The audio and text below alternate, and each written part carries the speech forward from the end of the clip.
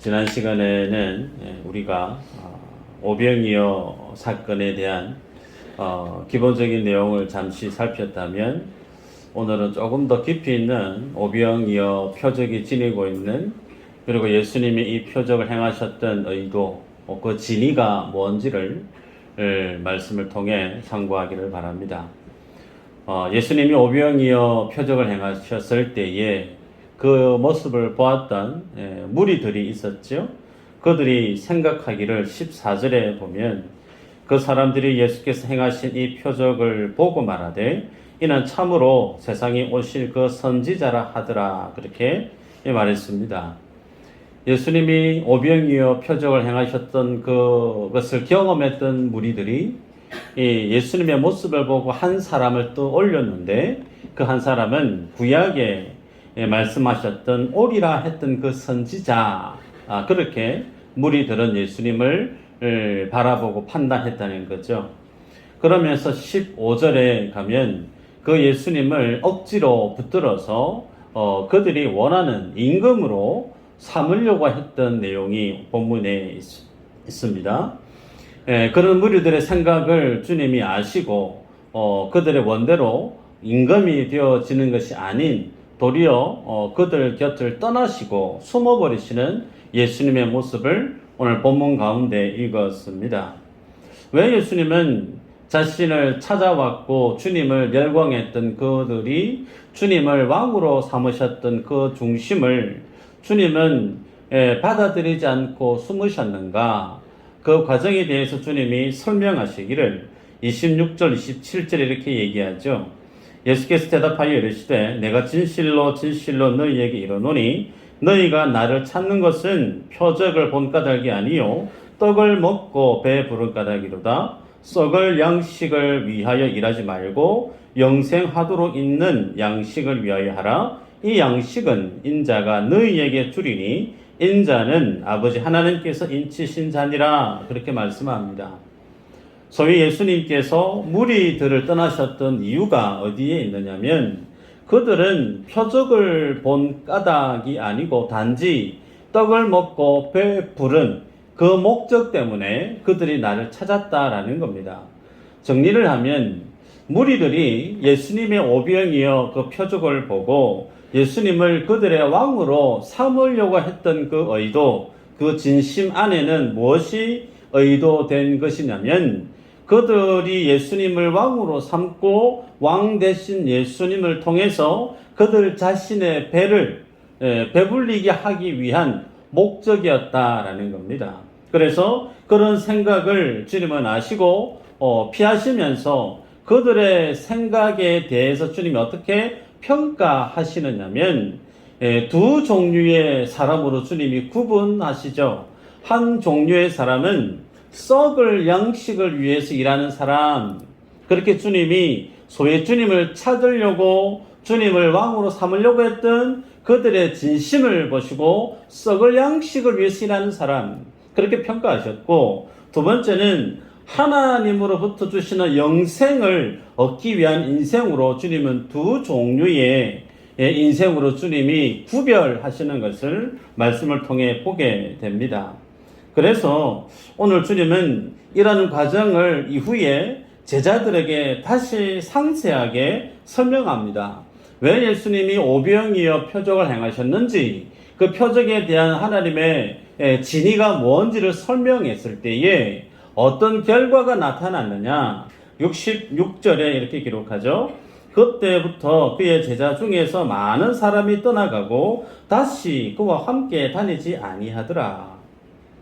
여러분, 예수님께서 표적을 행하셨을 때에 많은 무리들이 그 주님이 행하시는 표적을 보고 또 주님 앞에 그들이 원하는 인생의 문제를 해결하기 위해서, 그것은 오늘 본문에서는 떡으로 표현되어지고 있죠. 오병이어라고 하는 세상의 떡. 그런데 그 세상의 떡을 얻기 위해서 주님 앞에 나오는 무리들이 많이 있지만, 그런 목적으로 주님 앞에 나오는 무리들에 대해서 주님은 어떻게 하신다고요? 떠나셨다는 거예요. 내 필요를 채우기 위해서, 내 문제를 풀기 위해서 주님 앞에 나오는 그들에 대해서 주님은 도리어 숨으셨다는 거예요. 또 하나는 하나님께서 그들에게 생명의 양식인 육신의 떡이 아닌 생명의 양식, 영혼의 양식을 위해서 주의 말씀을 증거했을 때 그 무리들도 예수님 곁을 떠나버렸다는 사실을 보게 됩니다. 그로 오병이어 이 표적을 통해서 주님 우리에게 보게 하는 것이 뭐냐면 하나님 앞에 가지고 나오는 인생의 믿음의 모습과 인생에 대해 하나님이 가지고 있는 그 믿음의 기대치가 각각 다를 수 있다는 거예요. 인생이 주님을 찾아오는 삶의 믿음의 동기와 주님 앞에 나오는 그 모든 인생들에 대해 주님이 가지시고 있는 그 뜻이 다를 때 전혀 하나님과 관계없는 인생으로 전락되어져 버리고 마는 것을 본문을 통해 보게 됩니다. 그러기에 오늘 우리는 이 말씀을 보면서 예수님을 찾아왔던 무리들 속에 있었던 그들의 믿음에 대한 모습을 볼 필요가 있고, 또한 인생에 대해 주님이 가지고 계셨던 주님의 기대치, 주님이 원하시는 인생을 향한 그 믿음의 모습이 무엇인지를 볼 필요가 있죠. 첫 번째로 오늘 무리들이 예수님을 따랐던 그들의 숨은 의도, 주님을 열광했던 무리들 안에 있었던 그 믿음의 모양이 어떠함을 본문을 통해 보십시다. 2절에 보면 큰 무리가 따르니 이는 병자들에게 행하시는 표적을 보았음이로라, 그렇게 기록합니다.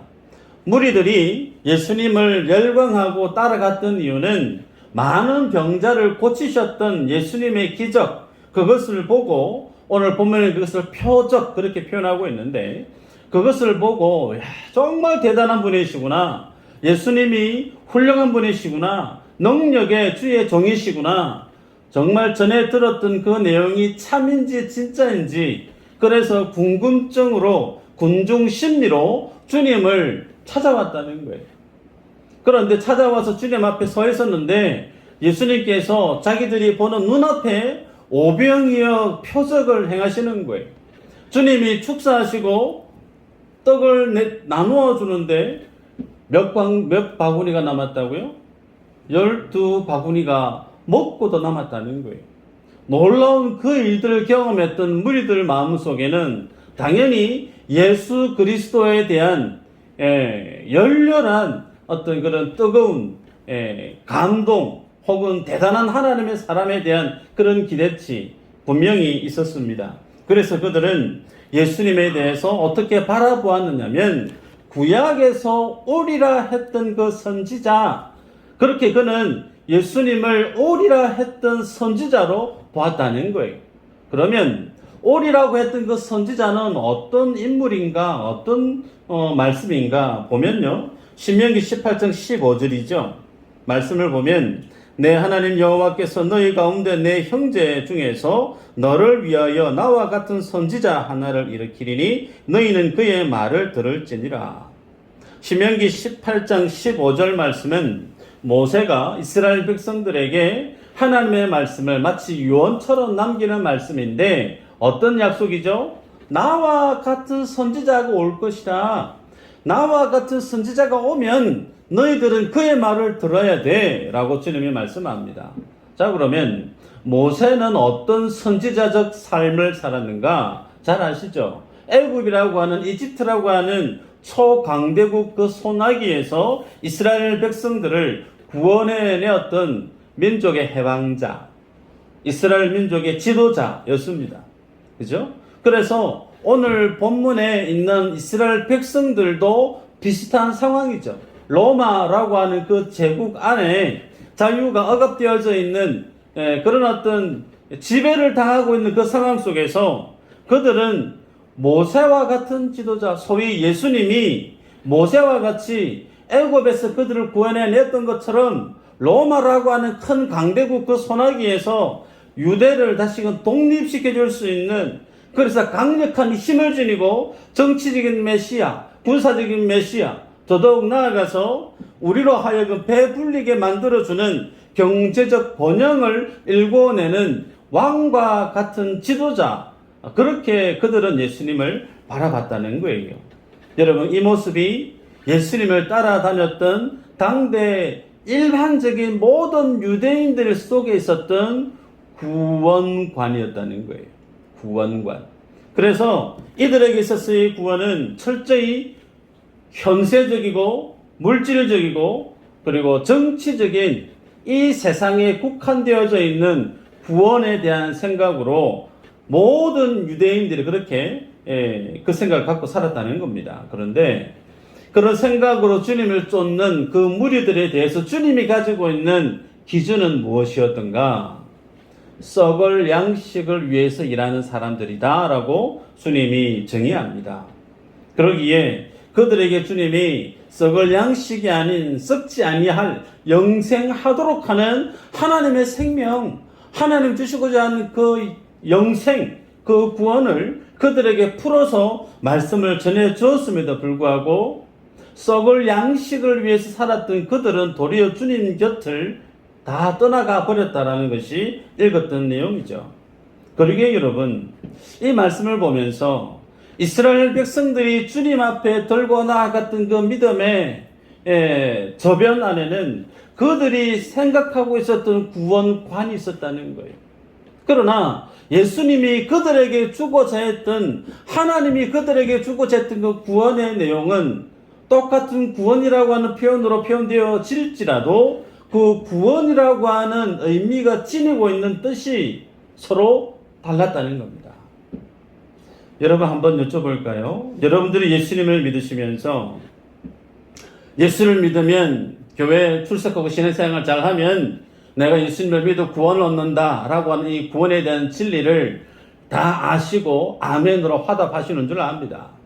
그러면 내가 예수님을 믿어 구원 얻는다라고 하는 이 구원은 하나님이 나에게 주시기를 원하시는 성경이 좋게 밝히 기록하고 있는 구원에 해당되어지는 내용인가? 아니면 내가 생각하고 내가 기대하고 있는 내가 만들어 놓은 구원의 내용인가? 이 부분에 대해서 여러분 심도 있게 고민하시고 말씀 앞에서 내 믿음과 내 구원에 대한 부분에 있어서 철저하게 말씀 앞에서 점검해 보셨던 적이 있으신가 여쭤보고 싶어요.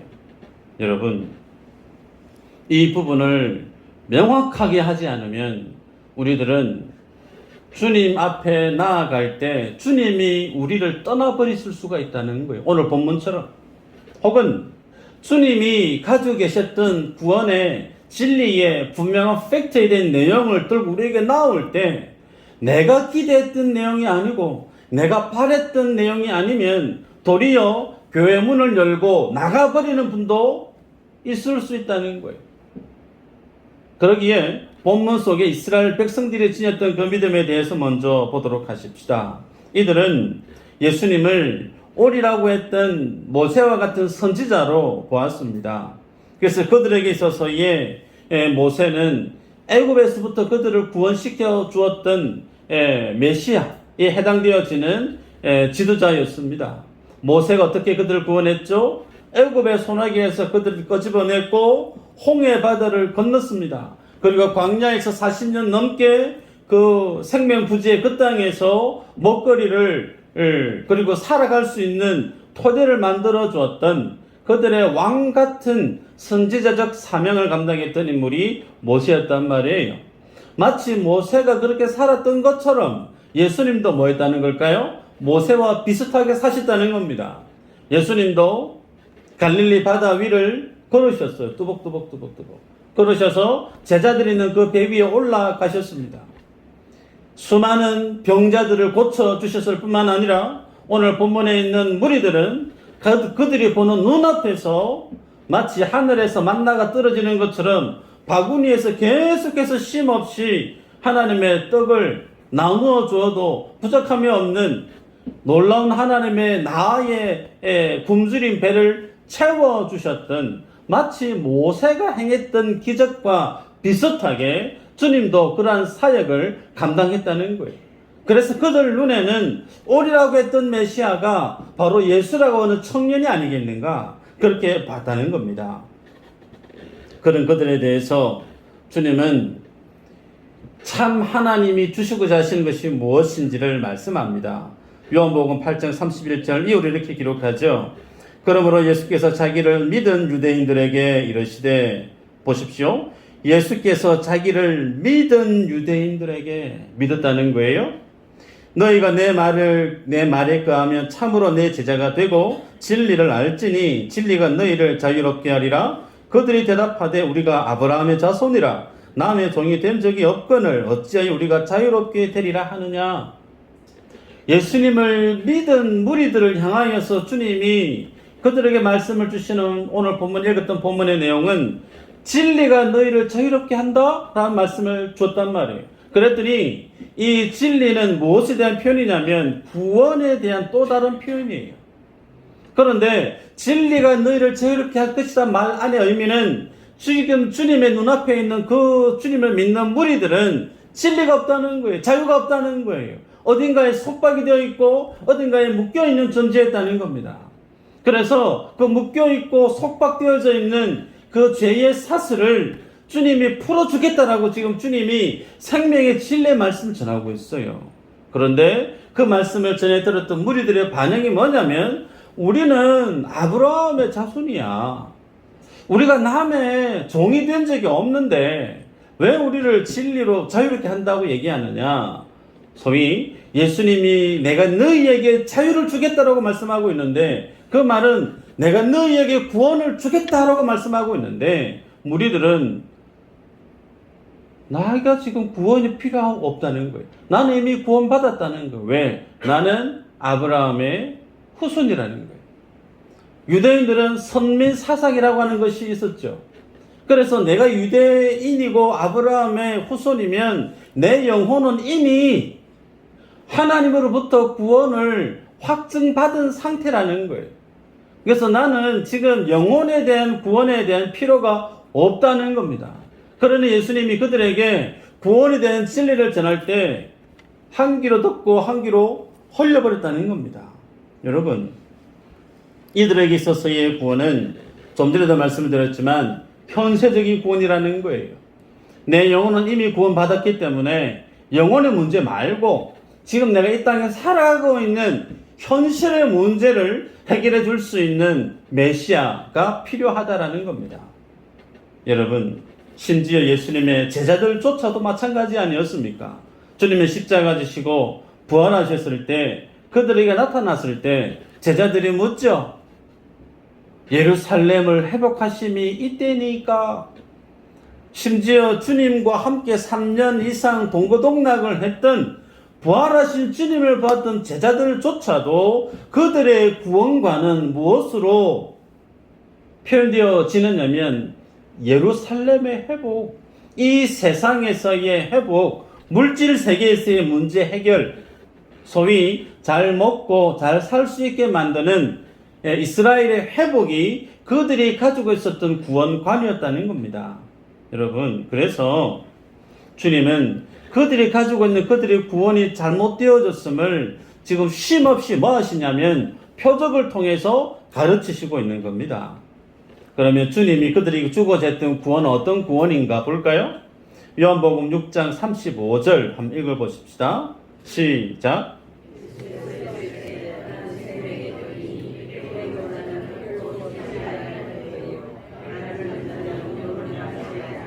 아멘.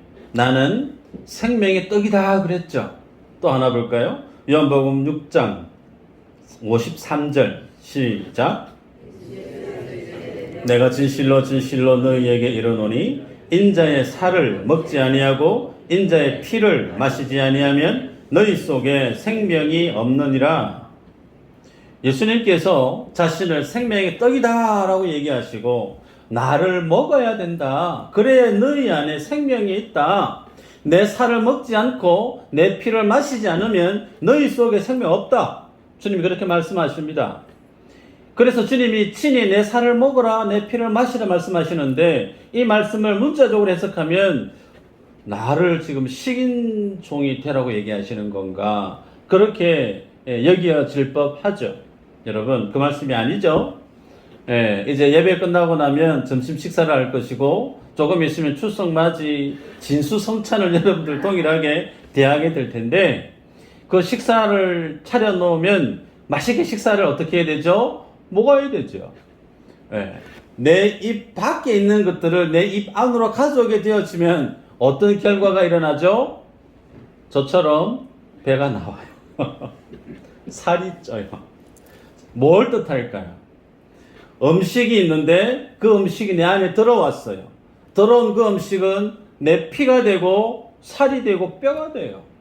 그 음식과 내가 분리되어지나요? 아니요. 분리되지 않습니다. 혼연일체 하나가 되어져 버리죠. 예수님이 내 살 먹어라, 내 피 마셔라. 그 말의 의미는 예수님과 혼연일체가 되라. 예수님과 연합이 되어져야 된다. 예수님과의 연합이 뭘 뜻하죠? 구원을 뜻합니다. 예수님과 철저하게 하나 되어지는 것, 예수님과 연합되어지는 것이 주님이 백성들에게 주고자 하셨던 구원의 진이라는 거예요. 이 말씀을 가르치기 위해서 오병이의 표적을 행하셨고, 이 표적을 행하셨던 주님이 마가복음 14장 22절 24절에 마지막 만찬 때에 제자들에게 그 말씀을 재차 말씀하시죠. 그들이 먹을 때에 예수께서 떡을 가지사 축복하시고 떼어 제자들에게 주시며 이르시되 받으라, 이것은 내 몸이니라. 또 잔을 가지사 감사 기도하시고 그들에게 주시니 다 이를 마심에 곧 언약의 피다 그러시면서 주님은 오병이어의 그 표적이 무엇에 대한 예표적인 표적이었느냐면 마지막 만찬을 위한 전초전처럼 그렇게 주님이 나타내 보였다는 거예요. 성경은 예수님의 제자들과 예수님의 마지막 만찬을 했던 그 시기를 유월절 때라고 밝히고 있습니다. 마찬가지로 오병이어 기적을 행했던 이때도 어떤 명절 때죠? 유월절 때입니다. 다른 해 같은 시기라는 거예요. 그래서 주님은 철저하게 공생의 사역 기간 동안에 내가 누구냐? 나는 생명의 떡임을 친히 모든 그 사역의 시간 동안 가운데 하나님께서 표적으로 기적으로 이적으로 가르치고 행하셨다는 사실이죠. 그것을 통해서 구원은 예수 그리스도와 온전히 하나 되어지는 것, 예수 그리스도와 온전히 연합되어지는 것만이 너희들이 그 죽음에서 사망에서 구원함을 얻을 수 있는 하나님이 주고자 하는 구원이야 라는 것을 제시하고 있습니다. 여기서 질문이에요. 그러면 나는 정말 예수님과 혼연일체가 되어져서 제대로 연합되어져 있는 그 믿음의 삶을 살아가는 자녀가 맞는가? 예수 그리스도와 연합되어지지 않는 인생은 아무리 교회 문턱을 밟는다 손 치더라도 그의 교회에서의 직분이 뭐든 상관없습니다. 예수님과 상관이 없어요. 주님이 주고자 하는 구원과 상관이 없다는 거예요. 요한복음 5장 24절 한번 읽어볼까요? 같이 한번 읽어보십시다. 요한복음 5장 24절 시작. 내가 진실로 진실로 너희에게 이르노니 내 말을 듣고 또 나 보내신 이를 믿는 자는 영생을 얻었고 심판에 이르지 아니하나니 사망에서 생명으로 옮겼느니라. 여러분께 부탁드립니다. 요한복음 5장 24절은 외우시면 좋아요. 못 외우시더라도 한 주 내내 묵상해 보시기를 바랍니다. 자, 여기에서 주님이 영생에 대한 말씀을 하시는데 영생이 무엇으로 설명하시느냐면 사망에서 생명으로 옮기는 것이 영생이라고 말씀하고 있어요. 구원이 무엇이라 말씀하시는가? 심판에 이르지 아니하는 것. 고로 이 구절 안에서 예수님이 지금 뭘 표현하고 있느냐면 구원, 생명, 영생이 하나의 패키지로 같은 뜻으로 주님이 혼용하고 있음을 보게 됩니다. 그러기에 주님 앞에 우리가 예수님을 믿게 되어지면 내가 구원받고 영생을 얻는다라고 할 때 이 영생의 의미를 이제 고민해야 돼요. 여러분, 일반적으로 영생의 의미는 죽지 않고 영원히 사는 거라고 우리는 생각을 합니다. 진시황의 불로초 많이 연상이 될 텐데 성경이 말씀하고 있는 영생은 우리들이 생각하는 그 영생의 개념과 다릅니다. 그래서 지금부터는 조심히 안 돼요. 여러분, 영생의 사전적인 뜻은 시작도 없고 끝도 없이 영원히 사는 것. 그것이 영생이에요. 여러분, 그러면 시작도 없고 끝이 없는 분이 누구예요? 시작도 없고 끝도 없이 영원히 사는 분은 누구예요? 하나님이세요. 영생은 누구에게 속해져 있는 거냐면 창조주시요 심판주신 하나님 예수 그리스도 그 주님께 해당되어지는 것이 영생입니다. 그래서 우리들은 하나님의 천지 만물을 창조하신 이 시간이라고 하는 공간이라고 하는 우리가 지금 땅 딛고 살아가는 이 시간에서 살다가 심장이 멈춰서 죽어버리면 그 다음에 가는 공간이 어디라고요? 시간이 어디라고요? 영생이라는 거예요. 그래서 우리가 이 땅에서의 삶을 마감하고 하나님이 계시는 그 다음 세상으로 가는 것을 우리들은 성경이 얘기하고 있는 영생의 의미라는 거예요. 그런데 여기에서 시간의 지각판이 깨져버립니다. 무슨 내용인가? 영생 안에 계셨던 창조주 되신 예수님이 성육신하셨어요. 영혼 속에 계시던 그 하나님께서 인생이 살아가고 있는 주님이 창조하신 피조 세계 속으로 주님이 뚫고 들어와 버리셨어요.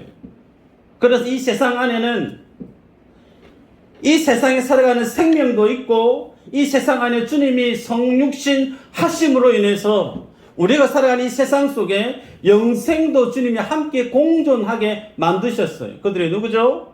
예수님을 믿는 주의 자녀들이에요.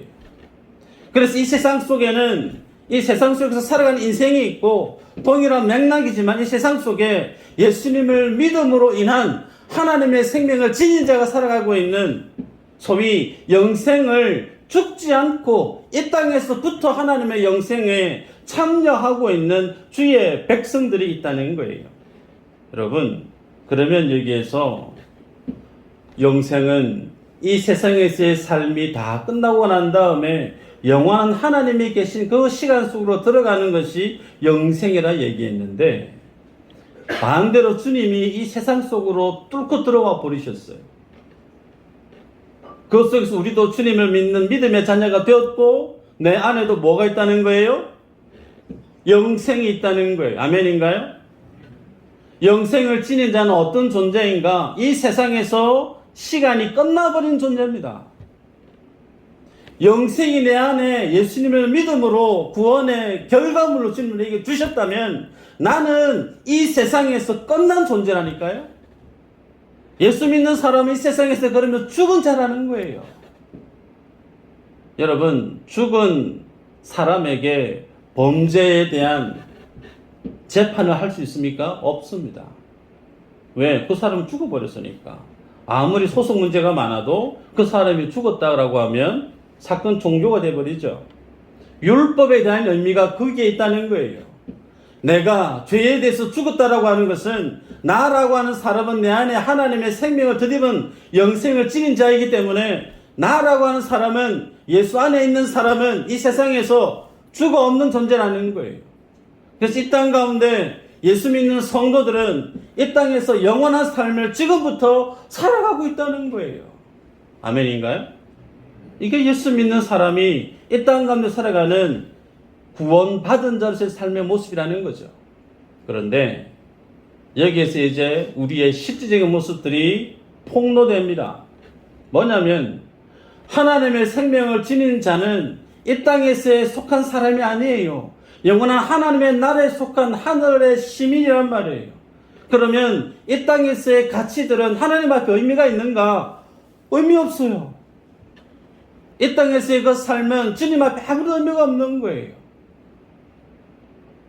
무엇에만 집중할까요? 영원토록 주님 앞에 가서 하나님의 백성이 그 주님의 나라 가서 할 수 있는 건 뭐가 있습니까? 하나님을 기뻐하는 거예요. 하나님을 즐거워하는 거예요. 그 천국 가서 영원토록 주님을 찬양하고 예배하는 거예요. 그 삶을 이 땅에서부터 뭐 해야 되죠? 연습하는 겁니다. 그거 하라고 우리를 이 땅 가운데 하나님의 예배자로 남겨놓고 계신 거예요.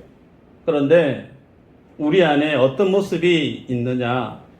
마치 출애굽하고 나서 이스라엘 백성들이 시내산에서 모세가 하나님의 율법을 받아 내려오려고 할 때 시내산 밑에서 출애굽기 32장에 보면 아론을 비롯한 이스라엘 백성들이 황금 송아지를 만들고 우상을 만들지 않습니까?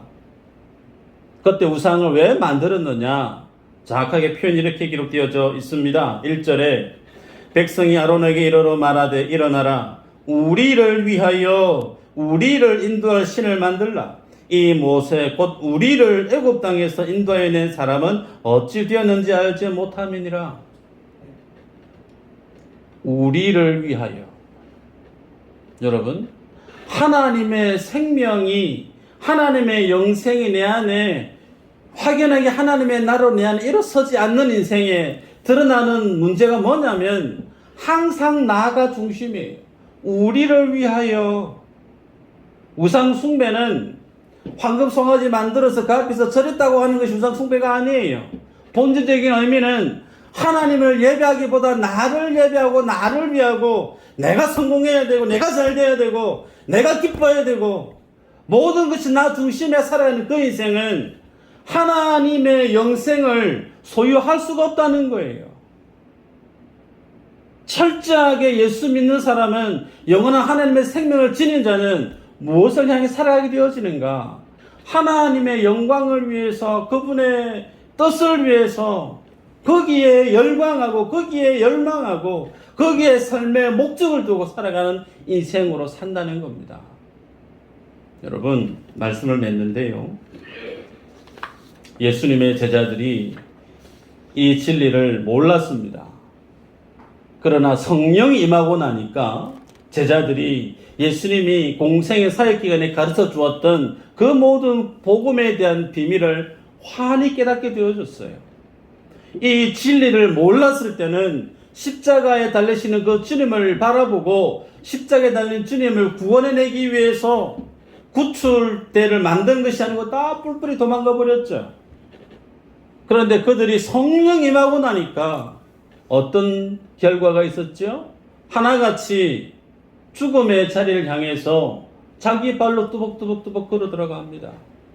순교에 한 사람 예외 모든 사람들이 다 순교의 제물로 간두대의 형장이술로 사라졌습니다. 그들의 믿음이 대단해서, 물론 그럴 수도 있겠지만 그것보다 본질적으로 뭘 알게 되어졌느냐면 예수님이 십자가 지시고 내게 주신 것이 뭔지를 알았다는 거예요. 하나님이 내게 주신 생명이 뭔지, 영생이 뭔지, 복음이 뭔지 정확하게 알게 되어지니까 이 땅에서 나는 이미 죽은 자라는 거예요. 내 안에 하나님의 나라가 있고 하나님의 영광이 있고 이 영원한 생명은 그 누구도 뺏을 수 없는 하나님의 나라임을 너무나 분명하게 알았기 때문에 죽음의 그 자리를 향해서 베드로도 사도 바울도 뚜벅뚜벅 걸어갔다는 거예요. 성경은 이것이 우리에게 주님이 주고자 했던 구원의 영생에 대한 모습임을 제시하고 있습니다. 그러면 오늘 나는 교회 문턱을 넘어들고 주님 앞에 예배하고 살아가는, 그래서 주님 앞에 두 손을 모으고 마음을 집중하고 살아가는 내 안에 있는 내가 주님께로부터 얻고자 하는 바라는 것은 무언가? 자문하셔야 되겠죠. 다시 얘기합니다. 하나님이 나를 이 땅 가운데 예수 믿는 자로 살게끔 내 생명을 취하는 것이 아니고 이 땅 가운데 살아가게 만드시는 이유가 어디에 있는가? 영원토록 그 하나님의 나라에서 주님을 기뻐하고 즐거워 예배하고 찬양하는 그 삶을 살게 하기 위해서 나를 이 땅 가운데 살려두고 있어요. 그 속에 뭘 보게 되느냐면 쉼없이 내 안에 무너지는 죄의 모습들을 보게 되어집니다. 그 죄의 모습 앞에 우리는 하나같이 할 수밖에 없는 거, 주님의 피 흘리신 보혈의 은혜를 붙들 수밖에 없어요. 그 주님의 은혜 앞에 엎드리게 되어지면 나는 그 주님의 구원하심을 찬양할 수밖에 없고 그 주님의 은혜 앞에 손들 수밖에 없는 거예요. 이 삶을 충실히 살아가게끔 주님 우리를 지금도 연단해 가고 있는 줄 믿습니다. 한 주간 주님이 주신 이 구원의 크기를, 구원의 감격을, 이 구원의 은혜를 곱씹어 보시고 주님이 찾으시는 하나님의 예배자로 세상 가운데 승리하기를 주의 이름으로 축복합니다. 기도합니다.